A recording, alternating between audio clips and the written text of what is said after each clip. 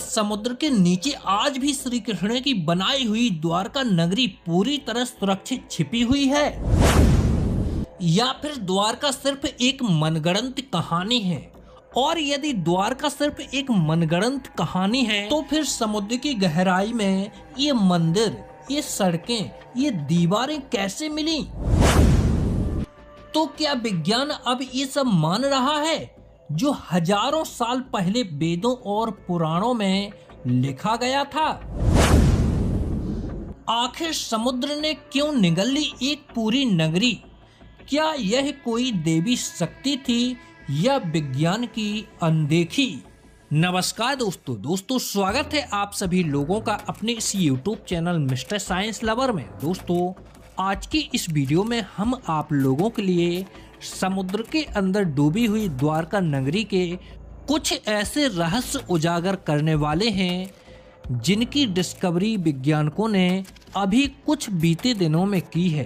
तो मित्रों, वीडियो को लास्ट तक जरूर देखें, लेकिन वीडियो में आगे बढ़ें उससे पहले हमारा आपसे बस एक ही छोटा सा रिक्वेस्ट है।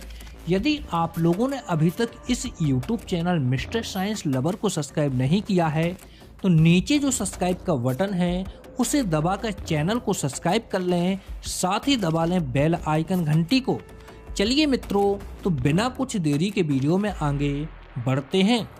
मित्रों, हम सभी ने श्री कृष्ण के बारे में सुना है, उनके चमत्कारों के बारे में सुना है, उनकी लीला के बारे में सुना है और उनकी नगरी द्वारका के बारे में भी सुना है।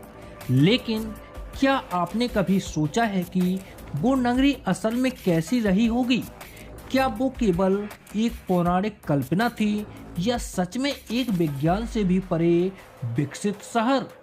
अब सुनिए वो कहानी जो हजारों साल पहले शुरू हुई थी और आज भी समुद्र के नीचे जिंदा है। कहते हैं कि जब मथुरा पर बार बार आक्रमण होने लगे तो भगवान श्री कृष्ण ने यदुवंशियों की सुरक्षा के लिए समुद्र के किनारे एक नई नगरी बसाई जिसका नाम था द्वारका।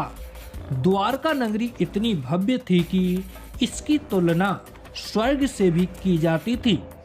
सोने चांदी से जड़े महल, खूबसूरत बाग बगीचे, चौड़ी सड़कें और हर दिशा में मंदिर। लेकिन द्वारका सिर्फ सुंदर नहीं थी, वो एक संगठित, वैज्ञानिक और उन्नत नगरी थी। इतिहासकार कहते हैं कि वहाँ जल प्रबंधन, सुरक्षा व्यवस्था, वास्तुकला और नगरी योजना का स्तर ऐसा था जो आज की स्मार्ट सिटीज से भी कहीं आगे है। और इस पूरी नगरी की रचना की थी भगवान विश्वकर्मा ने। कहा जाता है कि श्री कृष्ण के शरीर त्यागने के बाद यदुवंश में ग्रह युद्ध हुआ और जैसे ही उनका शरीर इस धरती से हटा, प्रकृति भी असंतुलित हो गई और फिर समुद्र ने धीरे धीरे द्वारका को अपनी गहराई में समा लिया। ये घटना सिर्फ पुराणों में ही नहीं बल्कि महाभारत, हरिवंश पुराण और स्कंद पुराण जैसे ग्रंथों में भी लिखी गई है। अब आते हैं विज्ञान की ओर। साल 1988 में भारतीय पुरातत्व विभाग और नेशनल इंस्टीट्यूट ऑफ ओशनोग्राफी ने एक बड़ा अंडर वाटर अभियान शुरू किया। गुजरात के तट के पास ओखा मंडल और बेटा द्वारका के पास जब समुद्र के नीचे कैमरा और सेंसर्स उपकरण भेजे गए तो जो मिला उसने सबको हैरान कर दिया। समुद्र के नीचे लगभग 70 से 130 फीट की गहराई में पत्थरों की दीवारें, सीढ़ियां, कॉलम्स और मंदिरनुमा ढांचा मिले। कुछ जगहों पर तो रथ के पहिए की आकृति, सड़कें, घरों के खंभे और घरेलू वस्तुएं भी मिली। इन संरचनाओं की जांच की गई और कार्बन डेटिंग से पता चला कि ये 9000 से 9500 साल पुरानी हैं। यानी कि ये सब उस काल से भी पहले की हैं जब मानव सभ्यता की शुरुआत मानी जाती है। अब सवाल उठता है अगर द्वारका एक मिथक थी तो ये सब कहां से आया? क्या विज्ञान अब वो स्वीकार कर रहा है जो वर्षों तक केवल श्रद्धा और विश्वास का हिस्सा माना गया? नासा तक ने इस क्षेत्र की सैटेलाइट इमेज को स्टडी किया है और माना है कि ये एक विशाल नगरी का ढांचा हो सकता है।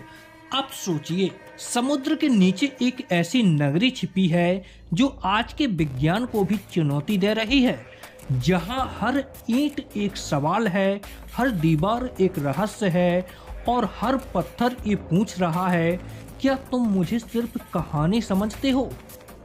शायद यही कारण है कि आजकल सोशल मीडिया पर द्वारका की क्लिप्स इतनी वायरल हो रही है। लोग अब जानना चाहते हैं सच क्या है, इतिहास क्या है और हमारा भविष्य किस अतीत से जुड़ा है।